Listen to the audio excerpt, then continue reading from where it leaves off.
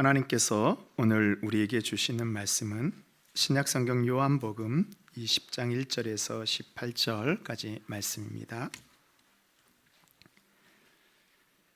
안식 후 첫날 일찍이 아직 어두울 때 막달라 마리아가 무덤에 와서 돌이 무덤에서 옮겨진 것을 보고 시몬 베드로와 예수께서 사랑하시던 그 다른 제자에게 달려가서 말하되 사람들이 주님을 무덤에서 가져다가 어디 두었는지 우리가 알지 못하겠다 하니 베드로와 그 다른 제자가 나가서 무덤으로 갈새 둘이 같이 다름질하더니 그 다른 제자가 베드로보다 더 빨리 달려가서 먼저 무덤에 이르러 구부려 세마포 놓인 것을 보았으나 들어가지는 아니하더니 시몬 베드로는 따라와서 무덤에 들어가 보니 세마포가 놓였고 또 머리를 쌌던 수건은 세마포와 함께 놓이지 않고 딴 곳에 쌌던 대로 놓여 있더라. 그때서야 무덤에 먼저 갔던 그 다른 제자도 들어가 보고 믿더라. 그들은 성경에 그가 죽은 자 가운데서 다시 살아나야 하리라 하신 말씀을 아직 알지 못하더라. 이에 두 제자가 자기들의 집으로 돌아가니라. 마리아는 무덤 밖에 서서 울고 있더니 울면서 구부려 무덤 안을 들여다보니 흰옷 입은 두 천사가 예수의 시체에 누였던 곳에 하나는 머리편에 하나는 발편에 앉았더라. 천사들이 이르되 여자여 어찌하여 우느냐 이르되 사람들이 내 주님을 옮겨다가 어디 두었는지 내가 알지 못함이니이다. 이 말을 하고 뒤로 돌이켜 예수께서 서 계신 것을 보았으나 예수이신 줄을 알지 못하더라. 예수께서 이르시되 여자여 어찌하여 울며 누구를 찾느냐 하시니 마리아는 그가 동산지기인 줄 알고 이르되 주여 당신이 옮겼거늘 어디 두었는지 내게 이르소서 그리하면 내가 가져가리이다. 예수께서 마리아야 하시거늘 마리아가 돌이켜 히브리 말로 라보니 하니니 이는 선생님이라는 말이라. 예수께서 이르시되 나를 붙들지 말라. 내가 아직 아버지께로 올라가지 아니하였노라. 너는 내 형제들에게 가서 이르되 내가 내 아버지 곧 너희 아버지 내 하나님 곧 너희 하나님께로 올라간다 하라 하시니 막달라 마리아가 가서 제자들에게 내가 주를 보았다 하고 또 주께서 자기에게 이렇게 말씀하셨다 이르니라. 아멘. 이것은 하나님의 말씀입니다. 오늘은 주님이 부활하신 것을 기억하고 기념하는 부활주일입니다. 우리는 살면서 많은 일들을 겪습니다. 좋은 일도 있지만 그렇지 않을 때도 있습니다. 기쁠 때도 있지만 슬플 때도 있고요. 고통과 질병과 절망, 실패 여러 가지를 겪습니다. 그 중에서 가장 두려운 것이 있다면 사망일 것입니다. 죽음이죠. 사망은 우리가 이루었던 모든 것들을 물거품으로 만들어버리고 그의 모든 존재를 다 지워버립니다. 우리가 죽는다라는 것을 한자로 쓰면 죽을 사자를 씁니다. 그 죽을 사자를 좀 이렇게 파자풀이라고 하죠. 이렇게 좀 하나하나 살펴보면 하나일에다가 전역석, 비수비가 합쳐져 있습니다. 그래서 이것을 연결해 보면 어느 날 밤에 우리에게 갑자기 찾아와 비수처럼 꽂히는 것, 이것이 바로 죽음입니다. 그래서 죽음은 이 세상 그 누구도 예상할 수 없습니다. 그래서 인간에게 가장 두려운 존재가 바로 죽음입니다. 그래서 사람들은요, 안 된다는 것을 알면서도 자신들의 생명을 한 뼘이라도 더 누리기 위해서 노력을 합니다. 죽음으로 인간의 모든 것이 끝난다면 정말로 죽음은 가장 큰 공포가 맞습니다. 그런데 성경은 그렇지 않다라고 말하고 있습니다. 죽음이 끝이 아니다. 죽음을 이긴 생명이 있다라고 말씀하고 있습니다. 죽음을 이긴 생명을 다른 말로 부활이라고 합니다. 이 부활의 능력을 우리가 가지고 있으면 우리의 삶이 허무해지지 않고 지금 우리가 있는 그 자리에서 영원한 생명을 가진 자로 하나님이 주신 복을 누리며 살아갈 수 있습니다. 십자가를 따라가는 사순절을 보내고 오늘 부활의 새벽을 맞이하며 우리의 믿음이 어디까지 가야 되는가? 십자가에서 멈추면 안 됩니다. 그리스도의 십자가가 죄의 권세를 이긴 사건이었다면 그리스도의 부활은 사망을 이긴 사건입니다. 사망의 권세를 이겼습니다. 우리가 해결할 수 없는 이 두 가지 문제인 죄와 사망의 문제를 해결하신 분이 바로 예수 그리스도입니다. 구약 성경에는 죽은 자의 부활에 대해서 예언되어 있습니다. 에스겔 37장 5절 말씀에 보면 주 여호와께서 이 뼈들에게 이같이 말씀하시기를 내가 생기를 너희에게 들어가게 하리니 너희가 살아나리라. 하나님께서는 죽음의 골짜기에서 마른 뼈를 살려내셨습니다. 본문에서 이 마른 뼈는 이스라엘을 상징합니다. 바벨론의 포로로 잡혀갔던 이스라엘 백성들이 돌아오게 될 것이다 라는 말씀입니다. 그러나 이것은 단순히 이스라엘의 회복에 대한 환상만이 아니라 우리의 부활에 대한 강력한 약속입니다. 에스겔 골짜기와 같은 죽음의 골짜기인 골고다 언덕에서 하나님은 죽은 예수님을 다시 일으키셨습니다. 부활은 죽음을 이긴 생명입니다. 우리의 시선이 십자가 예수님에서 멈춰서는 안 됩니다. 부활하신 예수 그리스도를 바라봐야 합니다. 첫 번째로 우리는 부활 신앙을 가져야 합니다. 오늘 말씀에 보면 예수님의 부활의 현장에 있던 세 사람이 있습니다. 첫 번째는 막달라 마리아와 함께 갔던 여인들입니다. 요한복음에서는 막달라 마리아의 이름만 말하고 있습니다. 두 번째는 베드로와 요한입니다. 이들은 십자가에 달린 예수님까지만 보고 믿었습니다. 막달라 마리아와 여인들이 제일 먼저 무덤에 찾아갔습니다. 1절 말씀을 보니 안식 후 첫날 일찍이 아직 어두울 때 막달라 마리아가 무덤에 와서 돌이 무덤에서 옮겨진 것을 보고, 마리아는 예수님의 부활을 믿고 무덤을 찾아왔을까요? 마가복음에서는 이렇게 얘기하고 있습니다. 마가복음 16장 3절에 보면 서로 말하되 누가 우리를 위하여 무덤 문에서 돌을 굴려 주리요 하더니, 막달라 마리아와 여인들은 무덤을 막고 있는 저 큰 돌을 어떻게 치울지 염려하면서 새벽에 무덤으로 갔습니다. 이들은 예수님의 부활을 믿어서 간 것이 아닙니다. 죽은 예수님의 장례를 마저 치르기 위해서 왔습니다. 이들이 무덤에 도착하니 무덤을 막고 있는 큰 돌이 옮겨져 있습니다. 막달라 마리아는 베드로와 요한에게 달려가 무덤에 돌이 옮겨진 것을 말하고 예수님의 시신을 보지 못했다고 이야기합니다. 막달라 마리아와 베드로와 요한은 돌문이 옮겨진 것을 보면서 무엇을 떠올렸을까요? 우리 같으면요, 무덤이 열린 것을 보면서 예수님이 부활하셨다라고 우리는 믿었을 것입니다. 우리 믿음이 이렇게 참 대단하잖아요. 그런데 2000년 전 이 세 명은 예수님의 시신을 도적 맞았다라고 여겼습니다. 왜냐하면 당시에는 죽은 사람과 함께 매장된 값비싼 향유나 수의 같은 부장품들을 노리고 시신을 훔쳐가는 일들이 빈번하게 있었습니다. 예수님을 그렇게 사랑했던 막달라 마리아까지도 예수님의 부활을 믿지 못하고 죽은 예수님의 시신을 찾고 있습니다. 그녀는요, 끝까지 예수님의 곁을 지켰던 고귀한 마음을 가지고 있었지만 부활을 믿지는 못하였습니다. 요한복음에서는 아직 어두울 때라는 말을 통하여서 막달라 마리아의 심리 상태를 잘 묘사하고 있습니다. 새벽이라는, 동트기 전이라는 시간적인 어두운 상태도 있지만 마리아의 영적 상태, 그 어두움, 보지 못하는 그런 마음을 보여주고 있습니다. 마치 동이 뜨기 전 새벽과 같은 짙은 어두움이 마리아를 덮고 있습니다.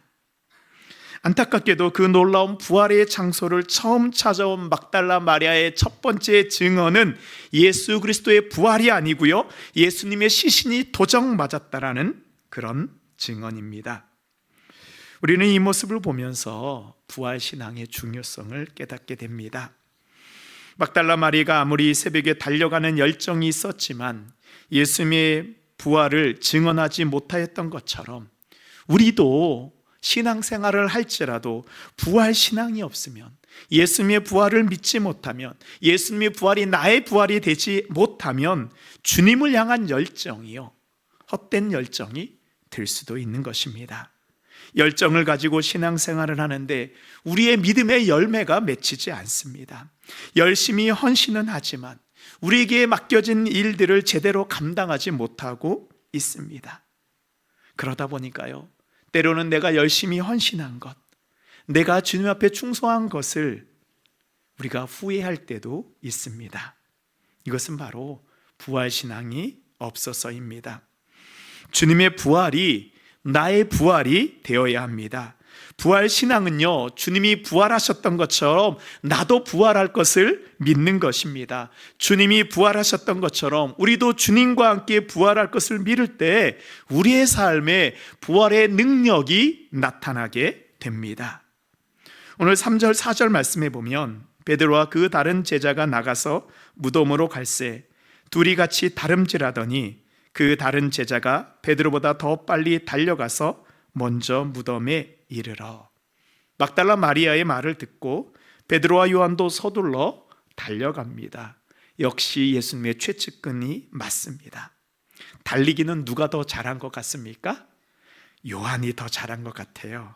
이 다른 제자가 요한이거든요. 그러나 먼저 달려간다고 먼저 보는 것은 아닙니다. 무덤에 들어갈 수 있는 용기가 있어야 합니다.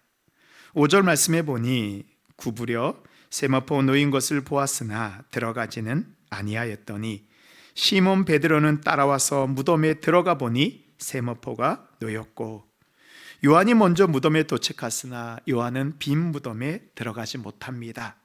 그러나 베드로는 역시 성격대로 앞뒤 따지지 않고 예수님의 빈 무덤 속으로 들어갑니다. 베드로는 예수님의 수제자입니다. 그 정도 되면 예수님의 빈 무덤을 보면서 예수님의 부활을 알아차리지 않았을까요? 9절 말씀에 보니 그들은 성경에 그가 죽은 자 가운데서 다시 살아나야 하리라 하신 말씀을 아직 알지 못하더라. 이에 두 제자가 자기들의 집으로 돌아가니라. 우리가 이 말씀을 다 정확히 이해할 수는 없지만 베드로는 부활에 대한 기쁨이 아니며 예수님의 시신이 없다라는 슬픔으로 돌아간 것 같습니다.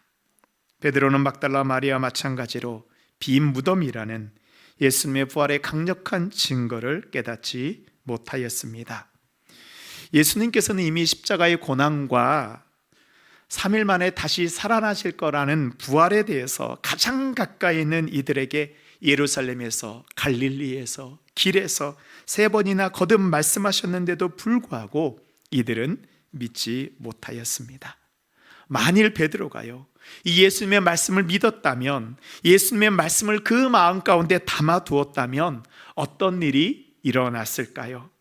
3번이나 예수님을 부인하지도 않았을 것입니다. 십자가 앞에서 도망가지도 않았을 것입니다. 이 빈 무덤을 보고 그냥 돌아가지도 않았을 것입니다. 왜 돌아갔을까요? 바로 예수님의 말씀을 마음 가운데 담아두지 못했기 때문입니다. 이 말씀을 우리 마음 가운데 담아두지 않으면 매일 매순간 하나님이 우리에게 행하시는 그 놀라운 섭리와 역사를 알아볼 수 없습니다. 이 영적인 눈이 닫혀 하나님의 섭리와 하나님의 역사를 볼 수 없는 것입니다. 주님은 2000년 전에도 그리하셨던 것처럼 지금도 우리와 함께 하시고 우리를 위해서 역사하고 계십니다. 어제도 그리하셨고 오늘 새벽에도 그리하셨고 내일도 동일하게 그리하실 것입니다. 문제는 그 주님의 역사하심을 보지 못하는 우리의 영적 어두움에, 우리의 영적 무지함에 있습니다. 이것을 우리는 다른 말로 고정관념이라고 말합니다. 내 지식과 경험 속에 머물고 있는 우리의 모습입니다. 어떻게 이런 기적이 일어날 수 있어? 어떻게 죽은 자가 다시 살아날 수 있어? 지금 내 문제는, 우리 가정은, 이 일은 주님이 와도 해결하지 못해. 사랑하는 성도 여러분, 우리 하나님, 우리 주님은요, 우리를 위해서 바다를 가르시고 광야의 길을 내시고 사막에 강을 흘려 보내시는 분입니다. 우리가 그것을 보고 누리기를 주님이 원하고 계십니다. 부활은요, 경험이 아니에요. 부활은 믿음입니다. 부활은 지식이 아닙니다. 부활은 삶입니다. 수많은 그리스도인들이 부활하신 주님을 만나고 난 후에 그들의 삶이 달라진 것이 있습니다. 지금까지는 주님이 나와 함께 하심을, 주님의 역사하심을 몰랐는데 부활하신 주님을 믿고 나니, 내가 주님과 부활할 것을 믿고 나니 이제는 주님이 어떤 분인지 알게 된 것입니다. 주님이 요한복음 14장 6절에서 말씀하셨습니다. 내가 길이요 진리요 생명이니, 주님을 만나니까요, 길이 보이고요, 진리가 무엇인지 알게 되고 생명을 누리게 되는 것입니다. 부활의 주님을 믿으십시오. 진리를 알고 길이 열리고 생명이 임하게 될 것을 믿습니다. 아멘. 주님을 만나는 방법은 사람들마다 조금씩은 다른 것 같습니다. 사도 요한은 어떻게 주님을 만났을까요? 두 번째로 주님의 역사하심을 세밀하게 살펴보십시오. 오늘 말씀에 보면 사도 요한이 주님의 부활을 알게 되는 그런 모습이 나옵니다. 요한은 무덤에 먼저 도착했지만 죽음을 두려워해 들어가지 못하였습니다.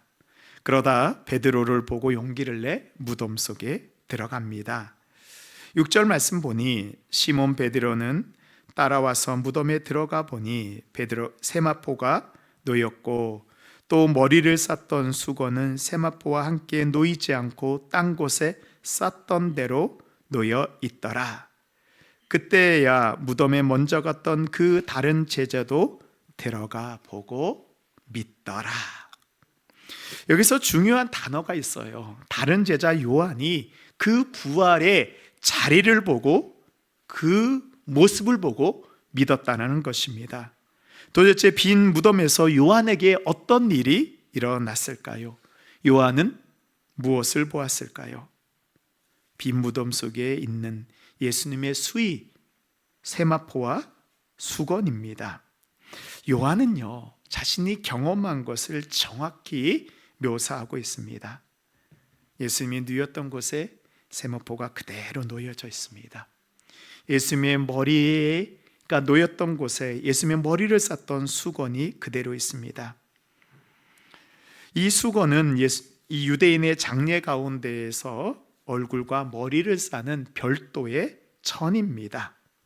그래서 수의가 두 개로 구성되는 거예요. 입고 있는 수의와 머리를 싸고 있는 수의입니다. 예수님은 세마포 수의를 입으시고 머리에 수건을 싸서 무덤에 놓이셨던 것입니다. 여기에서 이 사도 요한은 쌌던 대로라고 기록하였습니다. 이 쌌던 대로는 헬라어로 에네끌리그메라는 단어입니다. 이것은 둘둘 말려 있는 그 감겨 있는 상태를 의미합니다. 여러분들 기억나시나요? 예수님의 장례를 위해서 니고데모가 가져온 수많은 모략과 향품이 있었습니다. 예수님이 무덤에 들어가시기 전에 니고데모는 이 모든 것을 예수님의 세마포 수의와 머리의 수건에 부었습니다. 그래서 이 모략과 향유가 단단하게 굳어져서 이 수의와 수건은 쉽게 벗겨질 수 없는 상태였습니다.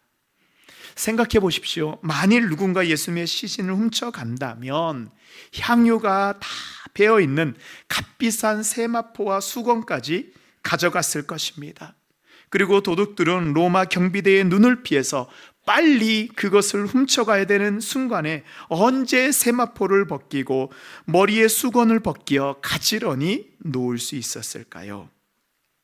근데 요한이 본 세마포 수위와 머리의 수건은 예수님의 몸에서 누군가 그것을 벗긴 것이 아니고요, 마치 나비가 누에 거치를 벗고 새로운 못을 입은 것과 같이 예수님의 몸은 신비롭게 빠져나가고 예수님의 입혀진 그 모습 그대로 수의와 수건이 놓여져 있는 것입니다. 이것은 예수님이 부활하여서 세마포와 수건을 그대로 남겨줬을 때만 가능합니다. 예수님의 몸이 부활체가 됐을 때만 가능한 증거입니다. 그래서 영성가 유진 피터스는 이 장면을 이렇게 묘사했습니다. 그들이 본 것은 나비가 벗어버리고 나온 번데기처럼 껍질만 두고 빠져나온 것을 본 것이다. 요한은 무덤의 이 두 가지 증거를 보고 예수님의 부활하심을 알았습니다. 세마포와 예수님의 머리가 있던 곳에 수건이 쌓였던 대로 있는 것을 보면서 요한은 예수님의 부활을 깨달았습니다. 요한은 세밀한 관찰을 통하여 주님을 만났습니다. 여기에서 사도 요한의 그 믿음의 세밀함, 그 믿음의 디테일을 우리는 볼 수 있습니다. 믿음은요, 나에게 일어난 일들을 자세하게 살펴보는 것입니다. 어떻게 나에게 이런 일이 일어날 수 있는지 그 디테일을, 그 장면을 우리가 살펴보는 것입니다. 어떻게 해서 이런 일이 일어났는지는 우리가 다 이해할 수 없어요. 하나님을 이해하는 것은 불가능합니다. 그러나 지금 일어나고 있는 일들을 보면서 주님의 살아계심은 우리는 깨달을 수 있습니다. 저는 예배를 드릴 때마다 매 순간 놀라운 것을 경험합니다. 지금 이 자리에 제가 서 있는 것, 여러분들이 앉아 있는 것을 생각해 보십시오. 여러분들이 어떻게 이곳에 오게 되었는지, 어떻게 예수님을 믿게 되었는지 그 디테일을 보시기 바랍니다. 다 이해가 되시나요? 아직도 이해되지 않지만 어떤 사건이 일어나고 누군가가 나를 부르고 어떤 사람이 내 마음을 움직여 이끌어 여기로 오게 되었습니다. 우리 교회에 오신 한 새가족과 대화를 나누면서 그분이 이 근처에 살면서 한 번도 우리 교회에 들어와 보지 않았습니다. 그러나 어느 날 교회를 보고 싶어서 현관 앞을 서성이고 있었습니다. 그때 제가 목양실에서 현관 문 앞으로 나가서 그분을 보았습니다. 그리고 그분에게 말을 걸었습니다. 그 장소, 그 시간에 누가 그분을 이끌어 우리 교회 현관문으로 인도하셨을까요? 그때 누가 저를 목양실에서 1층 현관으로 내려가게 하셨을까요? 저는 그 디테일을 보면서 하나님이 하셨다라고 고백하지 않을 수 없습니다. 저는 성도님들의 삶의 이야기를 들으면서 하나님의 그 세밀하심을 경험합니다. 우리는 큰 것을 보고 큰 기적을 보고 믿으려고 하죠. 근데 제가 목회하면서 깨달은 것이 있습니다. 하나님이 인도하시지 않으면 우리가 절대로 이 자리에 나올 수 없다라는 것입니다. 기적보다 더 큰 증거가 여러분 자신입니다. 우리가 이 자리에 함께 예배드린다는 것이 바로 주님이 우리와 함께 하신다는 그 놀라운 기적의 증거인 것을 믿으시기 바랍니다. 아멘.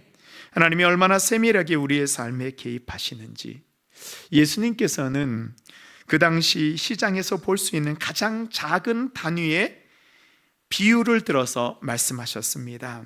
마태복음 10장 29절 말씀에 보면 참새 2마리가 한 아사리온에 팔리지 않느냐, 그러나 너희 아버지께서 허락하지 아니하시면 그 하나도 땅에 떨어지지 아니하리라. 너희에게는 머리털까지 다 세신 바 되었나니.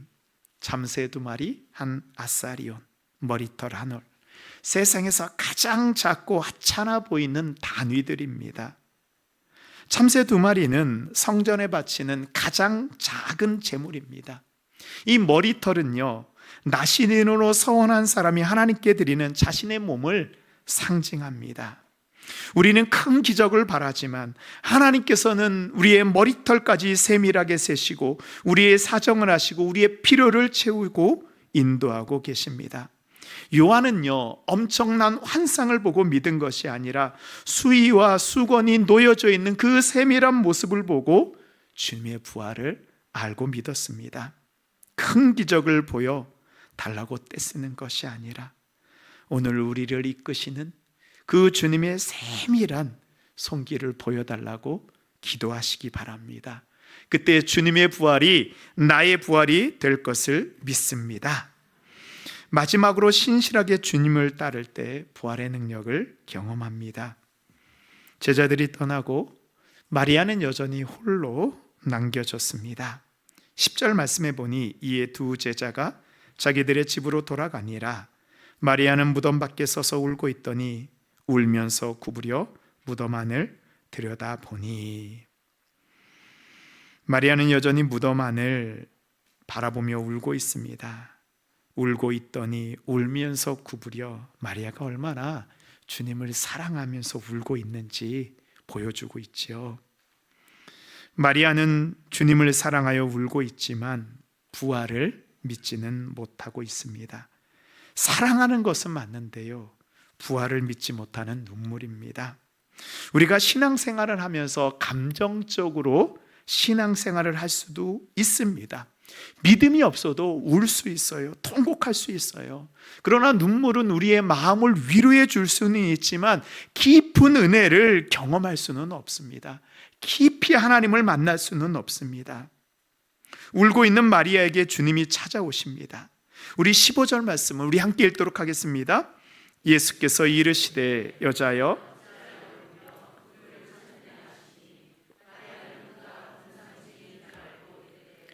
주여 당신이 옮겼건을 어디 두었는지 내게 이르소서. 그리하면 내가 가져가리이다. 마리아는 너무 울면서 그 눈이 퉁퉁 부어져 있는 것 같습니다. 자신에게 말씀하신 예수님을 알아보지도 못할 정도입니다. 왜요? 마리아는 예수님이 죽었다고 믿기 때문입니다. 마리아는 예수님의 말씀을요, 가장 가까이에서 들은 사람 중에 한 명입니다. 지금 부활의 증거가 자신의 눈앞에 있습니다. 빈 무덤이 있습니다. 무덤 문이 열렸습니다. 무덤 속에 두 천사가 있습니다. 놓여져 있는 세마포와 머리의 수건, 수많은 부활의 증거를 보고 있는데도 깨닫지 못합니다. 주님이 부활하신 것을 알았으면 얼마나 기뻐하며 즐거워할 것인데 여전히 슬퍼하고 있습니다. 우리도 이 마리아와 같습니다. 우리의 문제는 분명한 부활의 증거 앞에서 슬퍼하고 있는 것입니다. 이것은 주님의 부활에 대한 증거가 없어서가 아닙니다. 문제는요, 증거가 적어서가 아니고 예수님께서 이미 우리에게 주신 증거를 증거로 알지 못하기 때문입니다. 이미 가졌음에도 불구하고 그 가치를 알아보지 못하는 것이 바로 우리의 믿음의 한계입니다. 영적 어두움입니다. 빈 무덤을 보고 있는데도 불구하고 그 의미를 알지 못합니다. 주님이 은혜를 주셨는데 은혜로 여기지 못합니다. 주님은 우리에게 낙심하지 않을 만큼, 믿음으로 살 만큼, 감사하며 살 만큼, 소망을 잃지 않고 살 만큼 우리에게 은혜를 주셨고요, 축복도 주셨습니다. 그런데 우리는 어때요? 늘 아쉬워합니다. 불안하고 불만을 가지고 있습니다. 예수님의 빈 무덤 앞에 울고 있는 마리아와 같습니다. 예수님께서는 마리아를 먼저 부르십니다. 예수께서 마리아야 하시거늘, 목자가 양을 부르듯 주님이 마리아를 부르십니다. 근심과 낙심 가운데 있는 마리아를 먼저 위로하십니다. 그리고 여전히 죽은 예수님의 시신에 집착하고 있는 마리아에게 자신의 정체를 드러내십니다. 부활하신 몸을 보여주셨어요. 마리아가 찾아야 되는 것은 죽은 시신이 아니고요, 자신이 믿고 있는 장례가 아니고 부활하신 예수님입니다. 이제 그 부활하신 예수님의 말씀을 듣고 예수님의 본체를 보았습니다. 부활하신 몸을 보았습니다. 부활하신 예수님을 만나자 이제 마리아는 예수님의 부활을 믿게 됩니다. 마리아가 돌이켜 히브리 말로 라보니 하니 이는 선생님이라. 이 라보니는요, 평소에 마리아가 예수님을 부르던 애칭입니다. 늘 예수님을 라보니, 라보니 이렇게 불렀습니다. 우리는 예수님을 믿을 때요, 내가 원하는 것을 보고 원하는 것을 좀 잡아야지 예수님을 믿으려고 하는 그런 경향성을 가지고 있습니다. 그 대표적인 제자가 도마이잖아요. 도마는 뭐라고 얘기합니까? 내가 예수님의 옆구리와 못 박힌 손에 내 손을 넣어봐야지 내가 믿겠다. 내가 원하는 것을 봐야지 믿겠다라고 말했습니다. 부활은요, 그렇지 않습니다. 우리가 원하는 방식이 아니고요, 주님이 우리를 찾아오시는 방식, 주님이 부활하신 방식으로 우리가 예수님을 믿어야 됩니다. 그것이 바로 예수님의 말씀을 기억하고 믿는 것입니다. 누가복음에서는 막달라 마리아가 예수님의 말씀을 기억하였을 때 예수님의 부활의 증인이 되었다라고 기록하고 있습니다. 누가복음 24장 6절에서 9절 말씀을 보면 갈릴리에 계실 때 너에게 어떻게 말씀하셨는지를 기억하라. 인자가 죄인의 손에 넘겨져 십자가에 못 박히고 제3일에 다시 살아나야 하리라 하셨느니라. 그들이 예수님의 말씀을 기억하고 모든 것을 열한 사도와 다른 모든 이들에게 알리니. 주님의 말씀이 기억하니까요, 주님의 증인이 됩니다.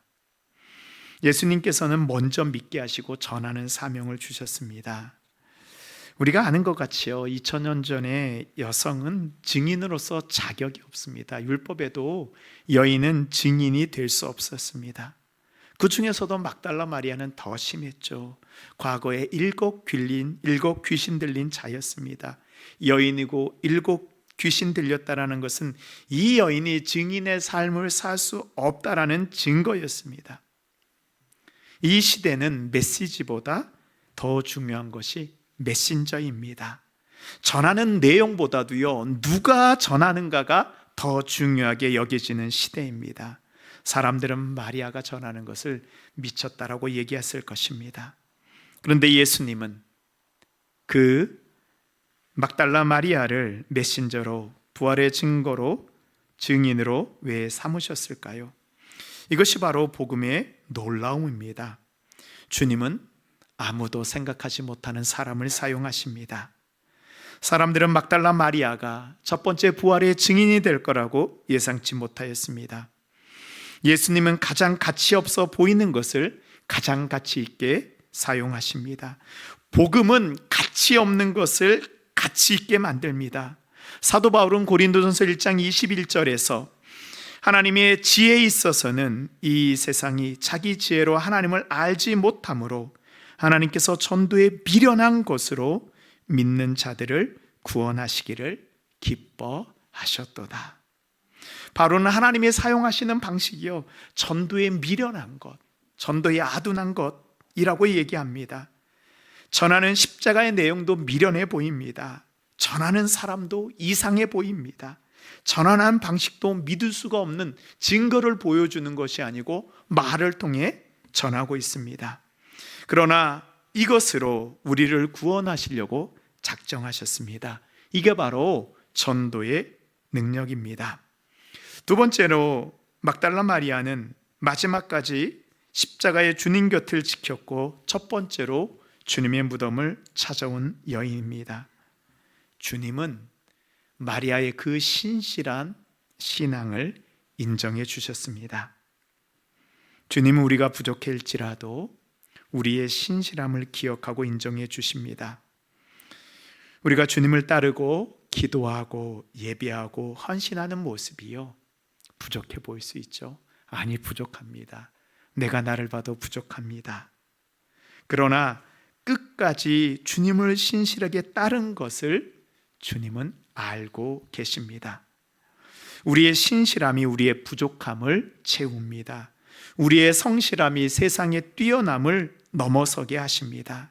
사랑하는 성도 여러분, 주님의 부활을 경험하고 부활의 능력으로 사는 사람은요, 엄청나게 뛰어나고 능력 있고 지식 있는 사람이 아닙니다. 주님을 끝까지 신실하게 따른 사람입니다. 내가 지금 주님 앞에 특별한 것을 하지 못해도 괜찮습니다. 매일매일 주님을 신실하게 따르고 있으면요, 주님이 그것으로 족하다라고 말씀하십니다. 그 신실함이 우리를 부활의 증인으로 살아가게 하십니다.